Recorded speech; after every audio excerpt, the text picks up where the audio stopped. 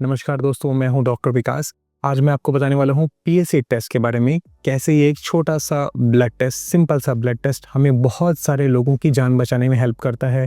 कैसे ये छोटा सा टेस्ट हमें प्रोस्टेट के हेल्थ के बारे में इतनी सटीक जानकारी दे देता है। और आपका वो सवाल कि अगर ये पीएसए टेस्ट पड़ा हुआ आ जाए तो इसे कम कैसे करते हैं, इसको भी डील करेंगे आज की वीडियो में। चलिए शुरू करते हैं।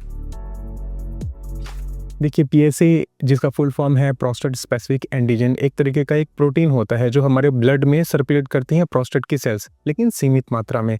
लेकिन अगर प्रोस्टेट के अंदर कोई प्रॉब्लम हो जाए, जैसे कि इसमें अगर इन्फेक्शन हो जाए या ग्रंथि आकार में बहुत ज़्यादा बड़ी हो जाए या फिर इसके अंदर कैंसर हो जाए, जी हाँ, ये सबसे इंपॉर्टेंट कंडीशन है जिसके लिए हम पीएसए टेस्ट कराते हैं। सपोज करिए कोई व्यक्ति है जिसकी उम्र है 50 साल और उन्होंने अपना रूटीन हेल्थ चेकअप कराया और उनकी पीएसए की टेस्ट जो है वो रिपोर्ट 6 के आसपास आ जाती है। तो ऐसी कंडीशन में हम क्या करते हैं? ऐसी कंडीशन में हमें अगला जो टेस्ट करना होता है वो है डीआरई टेस्ट, यानी मैनुअल एग्जामिनेशन प्रोस्टेट का, जो एक यूरोलॉजिस्ट ही कर सकता है। तो आपको अगर पीएसए की टेस्ट 4 से ज़्यादा आ जाता है एक बार, तो आपको एक यूरोलॉजिस्ट से मिलना है, वो आपका मैनुअल एग्जामिनेशन करेंगे।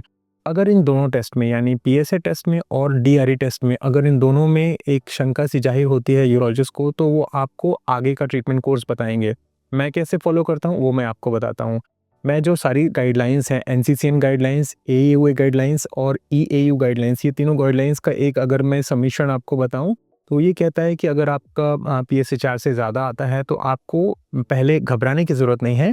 आप डीआरई टेस्ट कराएं, अगर वो कंफर्टेबल है, उसमें कोई नोड्यूल वगैरह फील नहीं होता है, तो हम 4 से 6 हफ्ते का वेट कर सकते हैं, ये देखने के लिए कि कहीं वेट करने के साथ में पीएसए टेस्ट नॉर्मल हो जाता है या नहीं। अगर सपोज़ करिए 4 से 6 हफ्ते बाद हमने जो टेस्ट कराया तो उस व्यक्ति की रिपोर्ट में फिर भी वो पीएसए बढ़ा हुआ आता है, सपोज़ करिए 6 की बजाय इस बार 7 आ जाता है या 5 आ जाता है, तो ऐसी कंडीशन में हमारे पास अगला जो ऑप्शन होता है वो एमआरआई का होता है। मल्टीपैरामेट्रिक एमआरआई करना होता है प्रोस्टेट की। उससे हमें काफ़ी हद तक ये अंदाज़ा लग जाता है कि यहाँ पे इन्फेक्शन है या फिर कैंसर की संभावना है।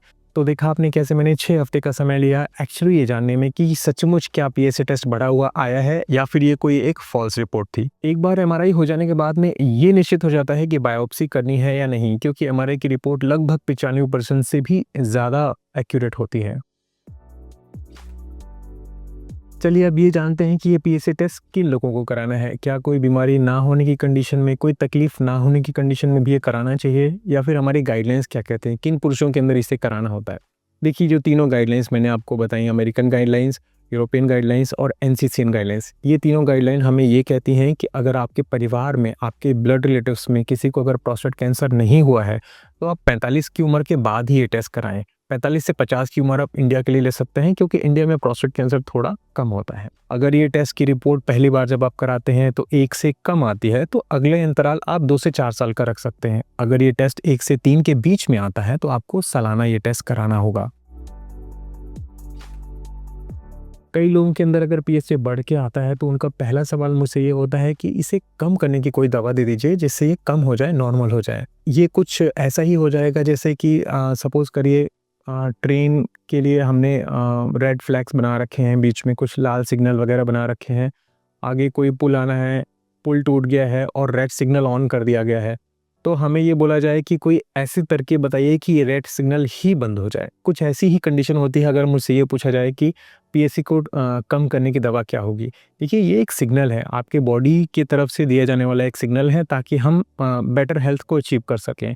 हमें उस सिग्नल को डिस्ट्रॉय नहीं करना है, क्योंकि वो सिग्नल प्रॉब्लम नहीं है, प्रॉब्लम कुछ और है। वो बस आपको ये बता रहा है कि इसके अंदर ये प्रॉब्लम हो सकती है, तो हमें सिग्नल को कम नहीं करना है। सिग्नल को कम कर देंगे, रेड लाइट को आप बुझा देंगे, तो हमारा जो डेंजर आगे है वो ख़त्म नहीं हो जाएगा। इसी तरीके से अगर हम पीएसए को कम कर लेंगे, जिसको कि हम कम कर सकते हैं, दवा से आधा भी कर सकते हैं, लेकिन वो हमारा पर्पज़ नहीं है। हमारा पर्पज़ है जो बीमारी है उसको ठीक करना, पीएसए को कम करना पर्पज़ नहीं है।